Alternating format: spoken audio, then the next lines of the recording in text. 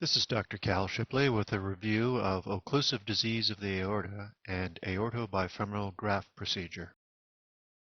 Let's take a look at some relevant anatomy first. In the abdomen, the intestines, stomach, and liver are enclosed in a membrane known as the peritoneum. The peritoneum also contains the blood vessels through which blood flows to and from the abdominal organs. And while it is flexible enough to allow for normal peristaltic wave action in the intestines, it anchors and stabilizes both the intestines and the blood vessels and prevents them from twisting or kinking. The peritoneum consists of front and back, or anterior and posterior layers, and so in effect the organs which are contained within it are sandwiched between these two layers. Removal of the anterior layer reveals the small intestine and the colon, or large intestine, with its cecum, which connects to the small intestine and from which originates the appendix.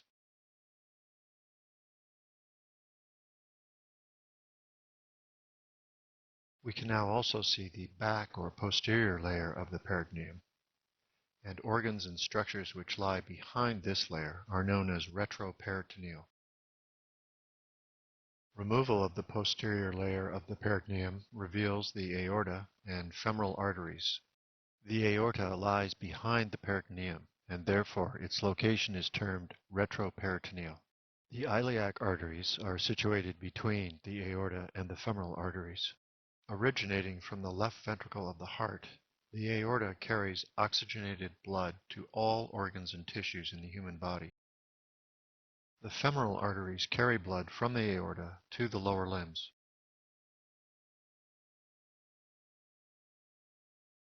Significant buildup of atherosclerotic plaque in the aorta above the level of the femoral arteries will cause severe impairment of blood flow to the lower limbs. Depicted here is a total obstruction of the aorta due to plaque buildup. While the lower limbs may continue to receive a small amount of arterial blood flow via collateral vessels originating from the aorta above the level of the obstruction, the severe decrease in overall blood flow requires urgent intervention to prevent loss of limb due to gangrene. At any given time, 8 to 10 million Americans are affected by occlusive disease of the arteries, one form of which is aortic obstruction as depicted here. Symptoms of impaired arterial blood flow to the lower limbs, also known as ischemia, may consist of loss of hair in the affected limb, intermittent or chronic blue discoloration of the toes or feet, also known as cyanosis, and limb pain associated with minimal exercise, also known as intermittent claudication. As obstruction to arterial blood flow progresses, pain may occur at rest, particularly over the heads of the metatarsals of the feet. Pain may occur at rest, particularly over the heads of the metatarsals of the feet, and death of soft tissue around the toes and feet, also known as necrosis, may begin to occur as a precursor to gangrene.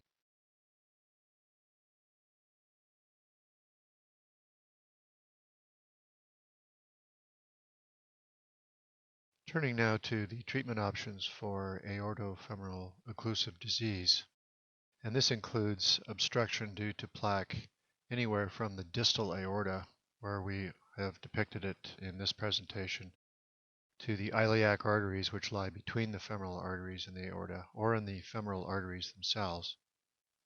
The first treatment option to look at is angioplasty, and angioplasty, for those of you who are not familiar, involves sliding a catheter into the obstructed artery and inflating a balloon which then compresses the plaque and opens up the lumen of the artery.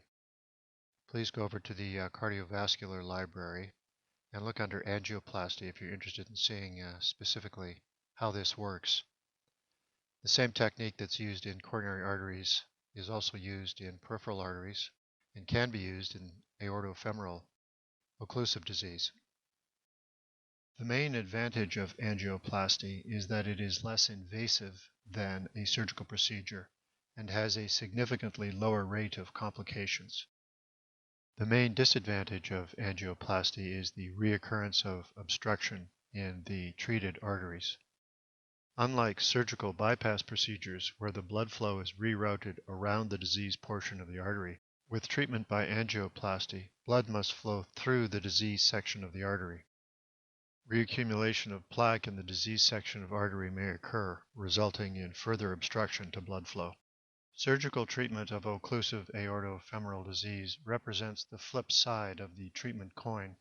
Complication rates are higher and potentially more serious than with angioplasty treatment, but restoration of blood flow is better and longer lasting.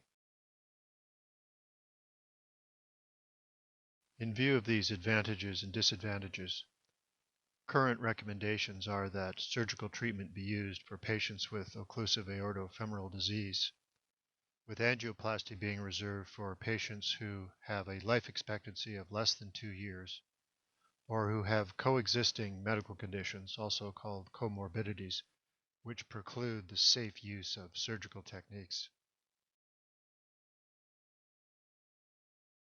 Let's turn now to one surgical technique used in the treatment of occlusive disease of the distal aorta. A vertical incision is employed to open the abdomen.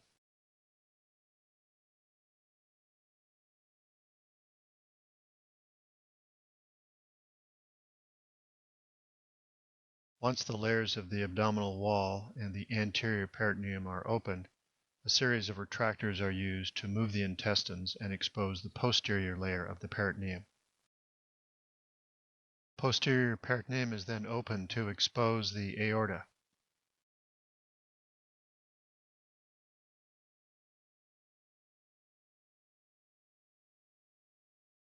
And here again we see the area of the distal aorta completely obstructed by atherosclerotic plaque. Here are the iliac arteries which lie between the aorta and the femoral arteries. A vascular clamp is applied across the aorta above the level of obstruction.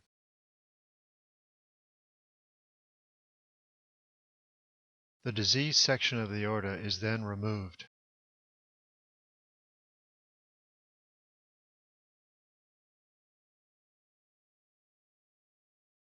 The distal portion of the aorta is then tied off.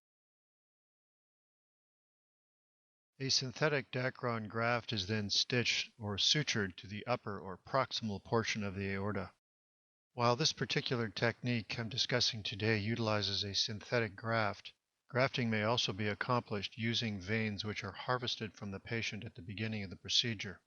The choice of a synthetic versus a venous graft is partly up to the personal preference of a surgeon, but may also be dictated by the presence or absence of good quality veins in a particular patient. Also, in a situation where a bilateral bypass is required, a synthetic graft such as the one pictured here requires only 3 points of attachment, whereas patient veins would require 4 separate points of attachment, 2 points of attachment for each vein on either side of the aorta. Now that the upper portion or proximal portion of the graft has been attached, preparations must be made to attach the limbs.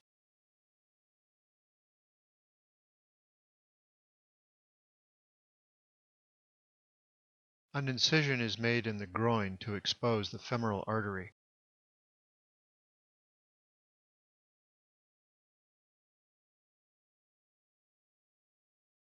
Using 2 fingers of the hand, the surgeon gently separates the tissues in the retroperitoneal space.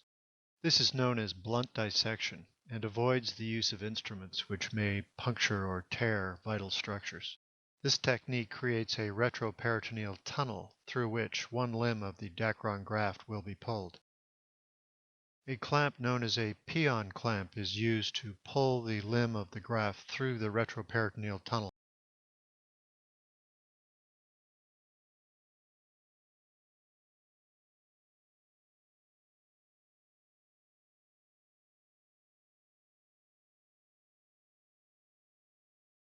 This clamp has a particularly blunt tip, which reduces the chance of injury to vital structures as it first grasps and then pulls the graft limb through the retroperitoneal tunnel.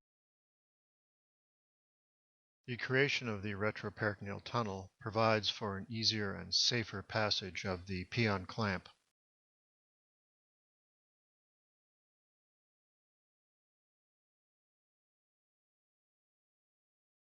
Vascular clamps are now applied across both limbs of the Dacron graft.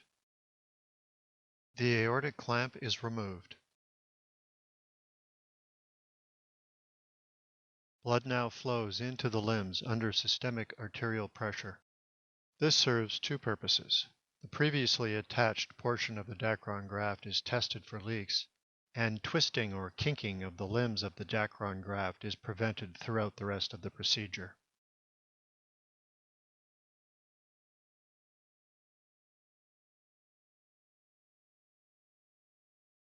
The Pion clamp is now inserted through the groin incision and into the retroperitoneal tunnel.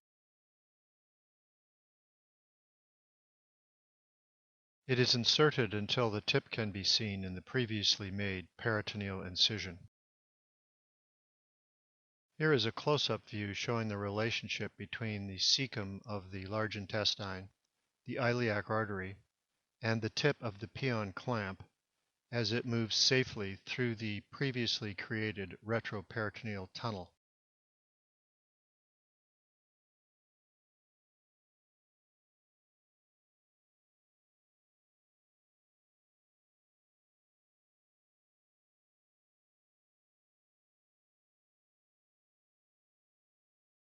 Having safely navigated the retroperitoneal tunnel, the tip of the Pion clamp is opened, and the vascular clamp attached to the graft limb is used to bring the end of the limb towards the Pion clamp. The clamp is then closed to grasp the end of the limb, and the vascular clamp removed.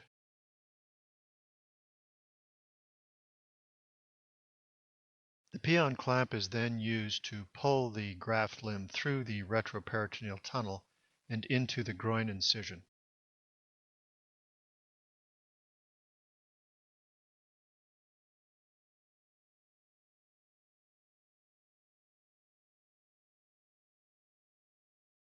The left graft limb is pulled down into the area of the left femoral artery by the same technique. Once both graft limbs have been sutured to their respective femoral arteries, the bypass procedure is complete. Normal blood flow to the lower limbs is restored.